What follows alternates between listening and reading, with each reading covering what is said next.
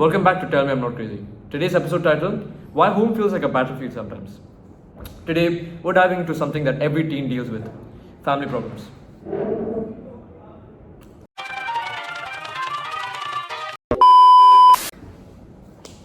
Whether it's parents setting rules, siblings being annoying for no reason, or just feeling misunderstood at home, family drama is kind of universal. And today, we're not just ranting. We're breaking down why these conflicts happen and how to survive them without losing your mind. In family relationships. For me, I think it's more so like you have to have a good balance of both, because like freedom in terms of letting your child like explore themselves and finding out what they truly like, and control in terms of having a controlled environment where it's safe for the kid when he's trying new things.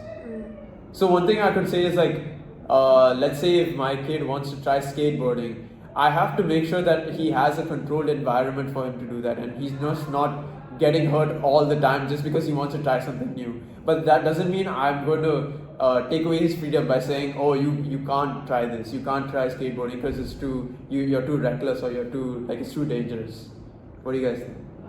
I think also right, because like one of the reasons why they kind of control our lives is because they have their own personal experiences. And that kind of like limits them into like thinking, because they have different perspectives. So they think what they've gone through is the same thing we're gonna go through. So they kind of like limit us. Yeah. But I do think having like a certain control of your kids is important, because if you don't, they'll become undisciplined. They'll do whatever they want, because they can get influenced in a bad way. People do bad stuff, and then kids are very influential. Yeah. When I say they're easily influenced, and that's especially when you're a teen, you're this is like the first time you get to experience the world by yourself. Because usually before that you would be living in the shadow of your parents by saying, oh, because my mom told me to do this, I also do this. Or because my dad told me to do this, I'm going to do like this. As a teen, you're the first time in your life you have a free mind. You can do whatever you want. Yeah. So it's good to have a bit of control, so that like whatever that freedom that they have isn't just like with bad influence. Yeah. So guys, why do family conflicts even happen in the first place? Well, for me, I mean, let's just be honest, because more than half the time, right, conflicts happen because everyone is like stressed in the house, and then people don't know how to express what they're saying. Yeah, and like exactly when like parents say you're always in your phone, but what they actually mean is like, I miss you and I feel disconnected from you. Yeah, and I think like to that response, teens are usually like, oh, leave me alone, like this is my space, I'm really overwhelmed right now, and I don't know how to explain it to my parents.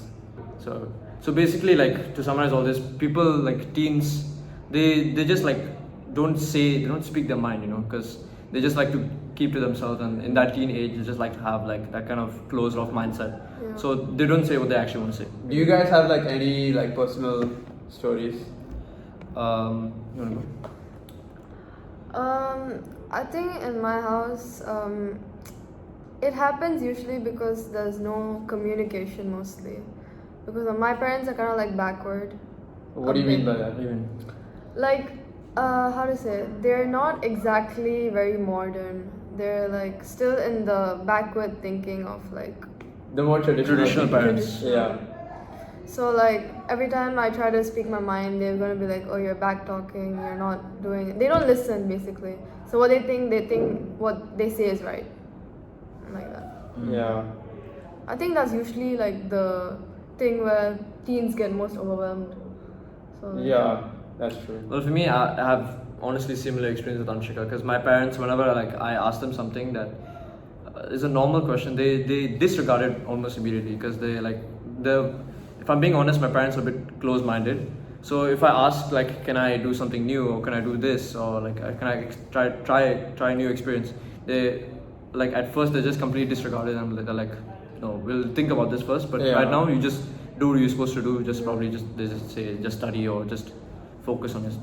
Focus on it. Yeah, I think I have something similar like that, where like my parents are more academically based, which is like fair for them to think, because it's easier to be successful through studies rather than like a sport or some other being an artist or something, because that is like 1 in a million to be picked out of, like, let's say if you're the best player, you're not guaranteed something, and let's say even if you're like really good at basketball, even if you get injured, all of that can just be taken away from you in a second. Yeah. Exactly. Yeah.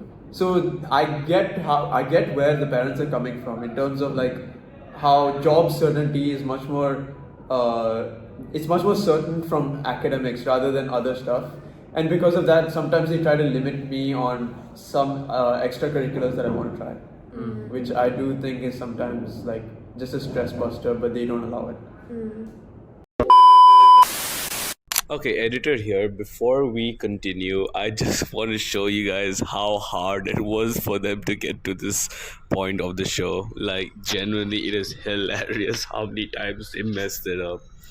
So here's a compilation of all their failures. So now we're going to share some tips. Yeah, go on. That's enough. Just share some tips.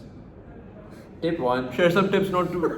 Oh my god! Yeah, how many tips? I'll just say here are some tips. Here are some tips. Now I'll say tip 1.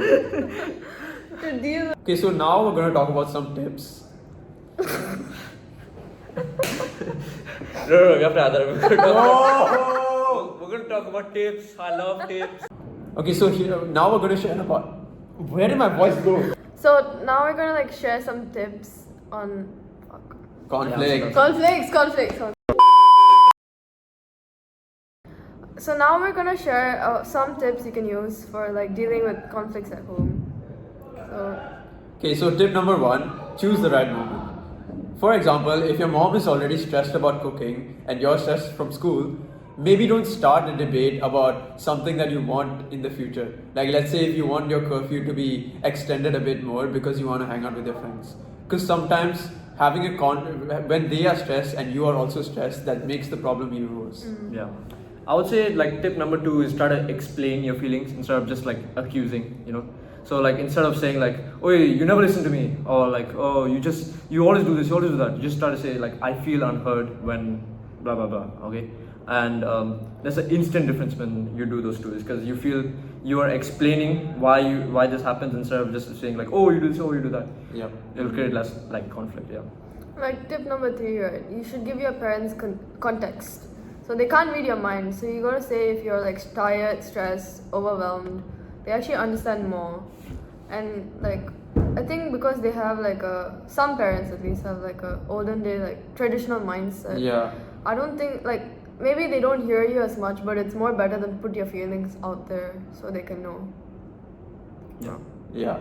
And one last tip that I want to say is set tiny boundaries, especially if you want to get an extension for a certain game that you're playing. So let's say if usually your parents say, oh, you're only allowed 1 hour on the computer to play this certain game, you can try asking them, can I have 30 minutes for this certain activity?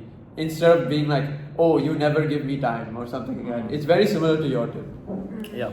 Yeah. Next, we're gonna talk about what to do when things get too intense, or like what happens when things get too intense at home. I think sometimes like conflicts go beyond annoying and they actually feel heavy. So like you should really talk to someone about it, and especially if you're having problems with that someone because they're setting a certain boundary and you don't like that, I definitely think you should try to talk to that person, even if you don't like try to change their mind. At least you understand where they're coming from and why they're setting the boundary in the first place. Yeah. What do you guys think? Yeah, I would say like if arguments become like constant, always happening, you know, and they're just extremely emotionally draining. Like whenever you feel you have an argument, you're like, I just hate talking to this person, right? You should talk to someone that's outside of your family. You should talk to someone new. You should talk to maybe like, let's say, a teacher or counselor in your school, or trusted adult, because these people are people that are out of the situation that you can be able to trust, and you can confirm in them and you can talk to them about certain things in your life. Yeah. And extending from his point, right? I feel like if you talk to like a school counselor, it would be better, or like someone outside your family or your friends, because sometimes like they use the stuff you say to them against you. Yeah. Sometimes. So that might be kind of draining. I definitely think like whenever you like talk to someone external, because you're not going to be like seeing them daily compared to like your parents, they won't be like using this against you in other arguments, because they're not your family. They just want to understand where you're coming from. Yeah, and the goal isn't to like win arguments, like to protect your peace. Yeah. Mostly. Yeah, it's to protect the relationship and just have a healthy relationship. Exactly.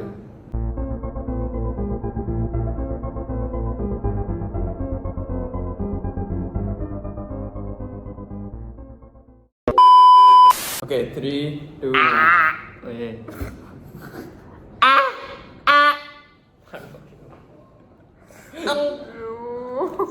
Stop it. 2 minutes. Yeah. Okay. How to deal with exploding? Kapish! Don't say how to deal with exploding. That sounds weird. Sounds like Dakshin, need help with exploding. No, I exploded my pants. Explosive diarrhea. I'm so good. Okay, come. Go. At the end of the day, family can drive us crazy, hence the podcast name. But most conflicts come from care, fear, or misunderstanding. The more we understand each other, the easier it gets to like live under the same roof. I'm like, Yeah. Thanks, guys, for listening to Tell Me I'm Not Crazy episode today. If you enjoyed the episode, share it with someone who needs it, okay, who has chaotic relatives, because let's be honest, basically everyone. we know a lot of people who. Okay, and if you enjoy the video, like it, subscribe, and we'll see you in the next one. Yeah.